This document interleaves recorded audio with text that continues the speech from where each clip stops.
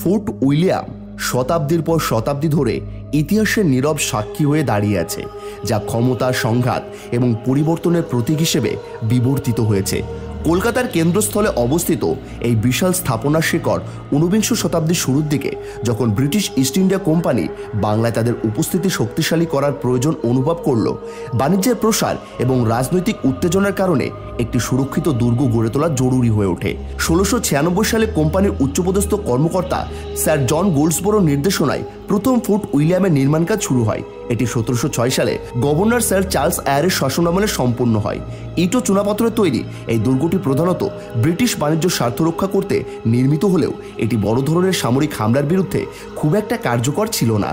যতদিন ব্রিটিশরা বাংলায় তাদের আধিপত্য বিস্তার করছিল, ততই তারা নবাবদের প্রতিরোধের সম্মুখীন হতে লাগলো। 1756 সালে এই উত্তেজনা চরম পর্যায়ে পৌঁছায়, যখন বাংলার নবাব সিরাজউদ্দৌলা একটি বিশাল বাহিনী নিয়ে কলকাতা অভিমুখে অগ্রসর হন। ব্রিটিশরা সম্পূর্ণ অপ্রস্তুত অবস্থায় পড়ে, আর ফোর্ট উইলিয়াম প্রায় কোনো প্রতিরোধ ছাড়াই নবাব বাহিনীর হাতে পড়ে যায়। আর এরপর ঘটে যায় ইতিহাসের অন্যতম বিতর্কিত আলোচিত ঘটনা, ব্ল্যাক হোল ট্র্যাজেডি। ব্রিটিশ বন্দী সেনা ও বেসামরিক ব্যক্তিদের একটি ছোট্ট বদ্ধ কক্ষে রাতভর আটকে রাখা হয়, যা পরবর্তী সময়ে ব্রিটিশ প্রতিশোধ পরায়ণতার একটি বড় কারণ হয়ে দাঁড়ায়। এর এক বছর পর 1757 সালে পলাশির যুদ্ধে রবার্ট ক্লাইভের নেতৃত্বে ব্রিটিশ বাহিনী সিরাজউদ্দৌলাকে পরাজিত করে। এটি শুধু ফোর্ট উইলিয়াম পুনরুদ্ধারই নয়, বরং ভারতীয় উপমহাদেশে ব্রিটিশ সাম্রাজ্যের সূচনার দিকেও নির্দেশ করে।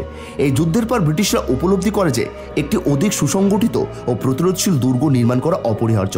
তাই 1758 সালে নতুন ফোর্ট উইলিয়ামের নির্মাণ কাজ শুরু হয়, যা 1781 সালে সম্পন্ন হয়। রবার্ট ক্লাইভ ও জন ব্রোহিয়ারের তত্ত্বাবধানে নির্মিত এই নতুন দুর্গটি এক বিস্ময়কর স্থাপত্য নিদর্শন ছিল। এটি প্রায় 70 একর জুড়ে বিস্তৃত ছিল এবং 6টি বিশালাকার বুরুজ, পুরো পাথরের দেওয়াল ও গভীর পরিখা নিয়ে একটি অজেয় দুর্গ হিসেবে আত্মপ্রকাশ করে। পুরনো দুর্গের তুলনায় নতুন ফোর্ট উইলিয়াম অনেক বৃহৎ ছিল, যার মধ্যে ব্যারাক, অস্ত্রাগার, কুচকাওয়াজ মাঠ, এমনকি একটি গির্জাও ছিল। এটি কেবল একটি সামরিক ঘাঁটি নয়, বরং ব্রিটিশ শাসন কেন্দ্রের প্রতীক হয়ে ওঠে। পরবর্তী কয়েক দশক ধরে ফোর্ট উইলিয়াম ব্রিটিশ সামরিক শক্তির অন্যতম প্রধান কেন্দ্রবিন্দুতে পরিণত হয়। এটি ব্রিটিশ ভারতের অন্যতম প্রধান সেনা সদর দপ্তর হিসেবে কাজ করত। এখানেই সেনাবাহিনী মোতায়েন করা হতো, সামরিক কৌশল নির্ধারণ করা হতো এবং শাসন নীতি গৃহীত হতো। 1857 সালে সিপাহী বিদ্রোহ সহ বিভিন্ন প্রতিরোধ আন্দোলন দমন করতে এটি গুরুত্বপূর্ণ ভূমিকা পালন করে। যখন ভারতের প্রথম স্বাধীনতা সংগ্রাম শুরু হয়, তখন ফোর্ট উইলিয়াম ব্রিটিশ বাহিনীর জন্য একটি শক্ত ঘাঁটি হিসেবে টিকেছিল। 1920 শতকের গোড়ার দিকে দুর্গটির মূল সামরিক গুরুত্ব ধীরে ধীরে কমতে থাকে এবং এটি আরও প্রশাসনিক ও প্রতীকী চরিত্র ধারণ করে। কলকাতা শহর ক্রমশ দুর্গের চারপাশে প্রসারিত হতে থাকে। এটি ব্রিটিশ শাসনের এক গুরুত্বপূর্ণ প্রতীক হয়ে ওঠে। যদিও এটি এখনও সামরিক বাহিনীর তত্ত্বাবধানে ছিল, তবুও এটি একটি প্রশাসনিক ও কূটনৈতিক কেন্দ্র হিসেবে ব্যবহৃত হতে শুরু করে। 1947 সালে ভারতের স্বাধীনতার পর ফোর্ট উইলিয়াম আবার একটি নতুন পরিচয় লাভ করে। এটি ভারতীয় সেনাবাহিনীর হাতে তুলে দেওয়া হয় এবং স্বাধীন ভারতের সামরিক কর্মকাণ্ডের কেন্দ্রবিন্দুতে পরিণত হয়। বর্তমানে এটি ভারতীয় সেনাবাহিনীর পূর্বাঞ্চলীয় কমান্ডোর সদর দপ্তর হিসেবে ব্যবহৃত হচ্ছে।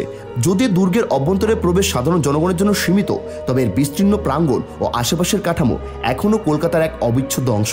ফোর্ট উইলিয়ামের গল্প কেবল একটি সামরিক স্থাপনার বিবরণ নয়, এটি ভারতীয় ইতিহাসের বৃহত্তর পরিবর্তনগুলোর প্রতিচিত্র।